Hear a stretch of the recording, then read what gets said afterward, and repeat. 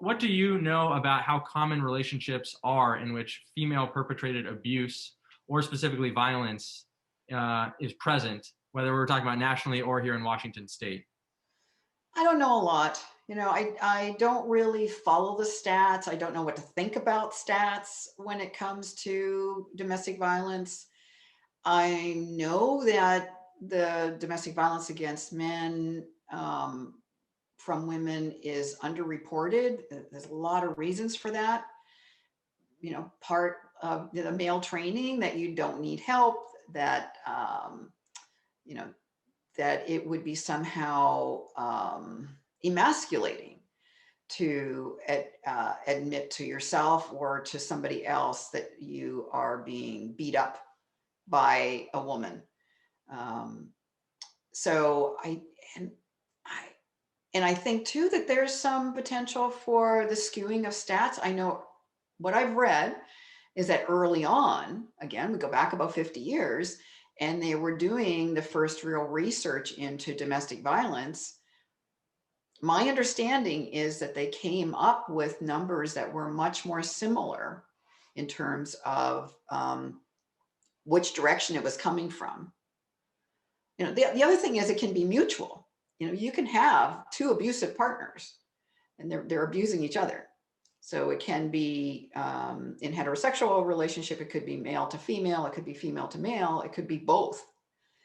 And my understanding is that the original statistical research that they were doing came out pretty even. And there were forces at play that squashed the results. And so I just really, I tend to believe that, and don't tend to know what to think of the stats. So I go back to, what do I know? And what I know is female to male partner abuse in all its forms, including physical violence, happens more often than we think. One way I kind of look at it is different cancers happen at different rates. There's some cancers that are percentage of how often it happens or how often it kills are higher than another kind of cancer. So like kidney cancer isn't as common as let's say, what would be another one? Breast cancer comes to mind.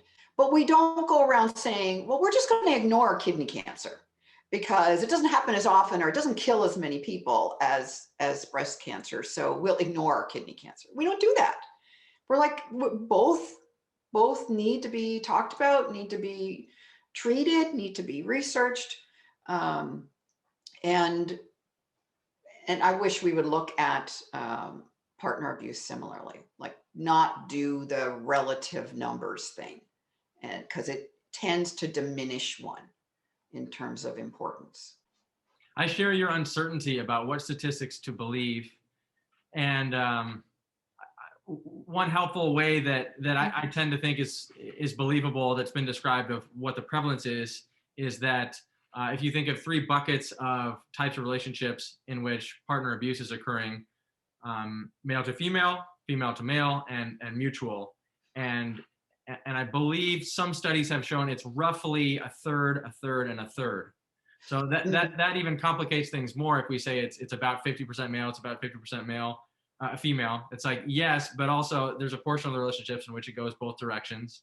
Yeah, the both directions one has been some of the most confusing cases for me when I've got couples I'm working with, because I'm trying to figure out who's doing what to who, and then it suddenly kind of dawns on me after seeing them a few times, oh, it's both.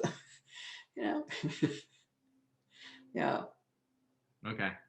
But yeah, regardless of what the actual prevalence is of female to male abuse, if there's an imbalance between our mainstream cultural perception and reality, then we want to close that gap. Right. And we want to have that discussion be more about abuse is bad. And it doesn't matter. It's not any more acceptable for a woman to hit a guy as a guy to hit a woman.